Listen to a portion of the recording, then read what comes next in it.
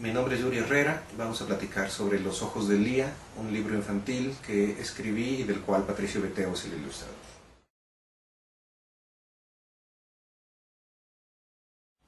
Bueno, yo ya había tenido esta incursión antes. Yo publiqué hace unos 4 años un libro que se llama Este es mi Nahual, publicado en el estado de Hidalgo con ilustraciones de Humberto Aguirre Hans. En este caso, aunque yo ya tenía ganas de regresar a la escritura infantil, fue la gente de Sexto Piso, Diego Rabasa, que me propuso formar parte de esta serie de libros que están sacando, tratando temas que aparentemente son temas como poco propicios para la literatura infantil, pero que son muy importantes. Se han sacado un libro sobre bullying, un libro sobre la alimentación en los niños, y a mí me dijo que si quería hacer un libro en el que hablara de cómo perciben o cómo reaccionan los niños la violencia actualmente. Yo, sin pensarlo, dije que sí, y sin pensarlo por 2 razones. En primer lugar, porque tenía ganas de regresar al género, y en segundo lugar, porque el tema de la violencia es un tema sobre el cual he estado reflexionando desde hace años mucho. Fue una experiencia complicada, difícil, porque en este momento es cuando me di cuenta de que en realidad yo no tenía una explicación que darme ni siquiera a mí mismo, y que a los niños tampoco se les puede estar dando las mismas explicaciones con las que nos conformamos los adultos, digamos,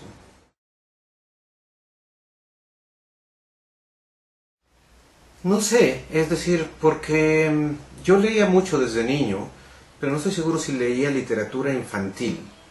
Es decir, sí conozco los clásicos, ¿no? A los hermanos Grimm, y leí también El Principito, pero sobre todo creo que lo que a mí más me nutrió en esos términos fue la lectura de cuentos de ciencia ficción, ¿no? Y de novelas policíacas, ¿no? Pues, es decir, yo tengo claro que con quien yo me hice adicto a la lectura fue leyéndome todas las historias de Sherlock Holmes.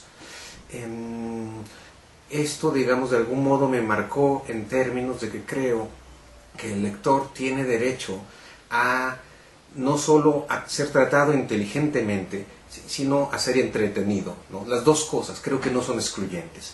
Y en el caso de la literatura para niños, esas son exigencias aún más claras, porque los niños saben bien qué les gusta y qué no les gusta, y uno no puede estarles exigiendo que lean por alguna especie de compromiso abstracto, ¿no? Sino que lo importante es que lean por gusto. Y para mí esas fueron, en ese sentido, las mayores influencias. He leído después otros autores, gente que, por ejemplo, el Fondo de Cultura Económica tiene una colección de literatura infantil muy importante, pero, digamos, yo más bien me formé con otro tipo de literatura que no era propiamente dirigida a niños, ¿no? En general yo no estoy pensando en un lector específico con las cosas que escribo, con los cuentos, con las novelas, pero en este caso sí. En el caso de los niños, porque uno tiene que estar pensando en cuál es la información con la que cuentan, en cuál es el momento en el que se encuentran, y yo estaba pensando en un rango que podría ser de entrada entre 10 y 12, pero tal vez puede ser hasta un poco más jóvenes, porque los niños ahora tienen mucha más información y mucha más malicia de la que teníamos antes, o también pueden ser un poco más viejos, en función de cuáles son las experiencias que hayan tenido hasta ese momento. Pero también, esto es algo en lo que yo he insistido, es un libro que espero que pueda ser disfrutado por adultos y que espero que pueda ser reflexionado por adultos, ¿no? Porque además esta es la historia de una niña reaccionando frente al mundo adulto, frente a la violencia de los adultos, frente al silencio de los adultos y frente a las versiones sobre la violencia que le están dando los adultos todo el tiempo. En general trato de no pensar mucho en la manera en la que riman, digamos, los libros, ¿no? Sino que cada uno tenga su propio peso y su propia vida, pero viéndolo en retrospectiva, evidentemente, por lo menos hay dos vasos comunicantes, digamos, ¿no? Uno tiene que ver con el personaje de Señales que precederán el fin del mundo, que es una mujer, y esta es una mujer pequeña, digamos, es una niña, y ambos son personajes fuertes pero no inflexibles, y ambos son personajes inteligentes y sensibles que tienen que ir encontrando a lo largo de esta historia, a lo largo de la historia que les ha tocado vivir, tienen que ir encontrando maneras de defenderse y tienen que ir desarrollando ciertas herramientas emocionales, ciertas herramientas intelectuales.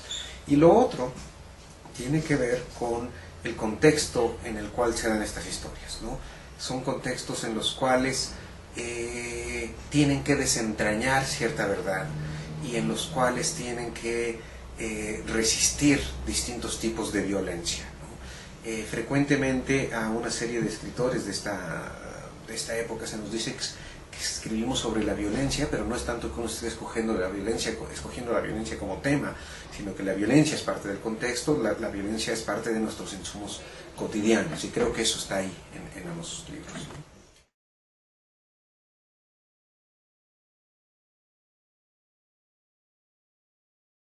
Bueno, fue muy difícil, pero justamente eso es lo que yo tenía claro desde el principio, que era la apuesta para mí con este libro, ¿no? Lo que yo siempre insisto, que la literatura no tiene por qué estar reflejando la realidad. En primer lugar, yo creo que eso es imposible, que no hay manera de reflejar la realidad, del cual todos sabemos cuáles son sus vértices que tenemos que reflejar, sino que lo que tiene que hacer la literatura y lo que tiene que hacer el arte en general es añadir algo a la realidad. Y en este caso, creo que lo que no nos falta son anécdotas de la violencia, e imágenes de la violencia, y la explotación de la violencia es algo con lo que vivimos todos los días. Y lo que me parece que necesitamos más es empezar a hablar de cómo percibimos la violencia, de lo que nos hace nuestras emociones y de lo que hacen nuestras ideas, y en ese sentido podemos empezar a replantear la manera en la que estamos concibiendo los problemas. Específicamente, me parecía que lo que podía hacer en esta historia era, más que contar una anécdota que no iba a competir con las anécdotas que vemos todos los días en la televisión o en los periódicos, lo que quería hacer era contar la percepción de este tipo de historias desde un personaje que aparentemente es el personaje más frágil, más inocente y algunos podrían llamar más ignorante, y que desde esta posición este personaje, esta protagonista fuera construyendo una ética y una manera de reaccionar y una fuerza distinta a la fuerza de las armas, digamos, ¿no?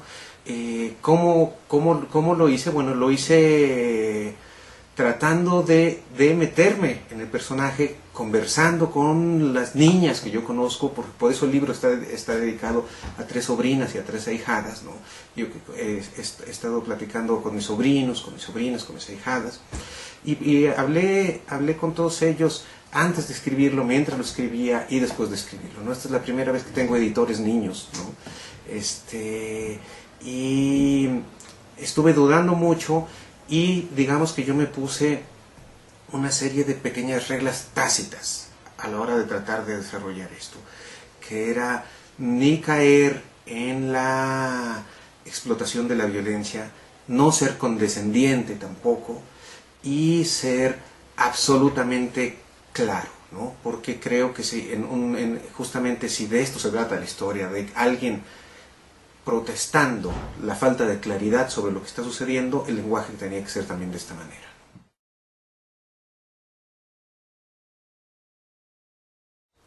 Bueno, podría decir varias cosas. En primer lugar, yo algo en lo que insisto es que estamos en una época en la que se lee y se escribe más que nunca en la historia.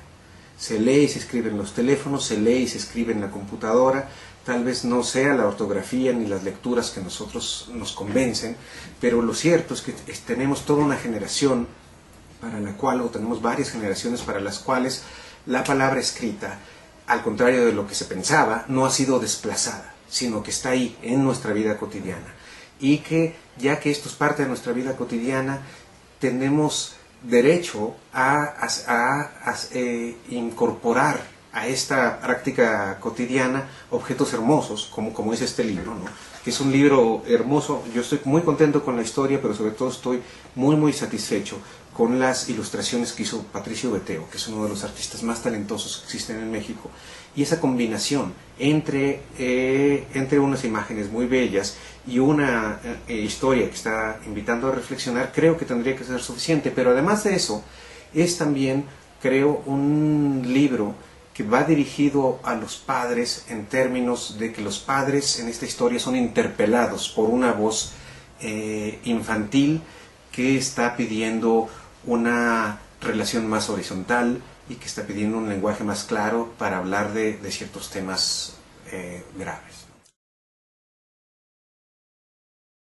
Bueno, estoy ahora entre entrevista y entrevista terminando una tercera novelita que estará lista en las siguientes semanas. No sé si estará lista este año en términos de publicación, eso depende de otras cosas, pero es una tercera novelita que de algún modo se inscribe junto a las otras dos en una especie de trilogía que no planeé como tal, sino que fue armándose así, que es sobre ciertos temas que me preocupan actualmente, sobre la persistencia del miedo en el momento actual, sobre la facilidad con la que nos acostumbramos a ciertos